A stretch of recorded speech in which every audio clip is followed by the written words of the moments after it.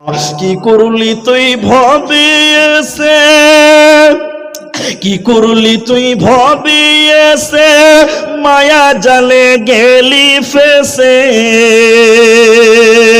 আজরাইলে সে ধরবে কোসে, কে বাঁচাবে তোর প্রাণ। ওরে মুসলমান তোরা হারাস না ঈমান, ওরে মুসলমান তোরা হারাস না ঈমান। যদি করিস নামাজ রোজা, থাকবে না তোর পাপের বুঝা। যদি করিস নামাজ রোজা, থাকবে না তোর পাপের বুঝা। মরণকালে পাবি রে তুই জান্নাতি আদার।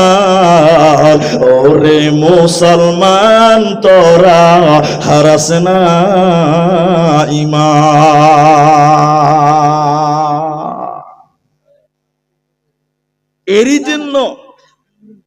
এরই জন্য কোরআনে একটা কথা বলা হয়েছে। কোরআনে কি বলেছে জানেন?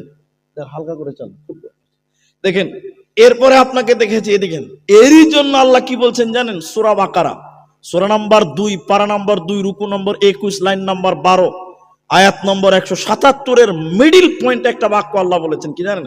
এটা কোরআনের একাধিক জায়গা আছে, তার একটা দলিল আপনাকে দিলাম। আল্লাহ 5টা কথা বলেছেন ওই জায়গাতে, তার একটা বলেছেন ওয়াল ইয়াউমিল আখিরি, আখেরাতের প্রতি তোমরা ঈমান আনো, পরকালের প্রতি তোমরা বিশ্বাস স্থাপন করো। যে লোকটা পরকাল ভুলে যাবে, কিয়ামত ভুলে যাবে, ওই লোকটাকে পরকালে কোন রকম রেহাই করা হবে না।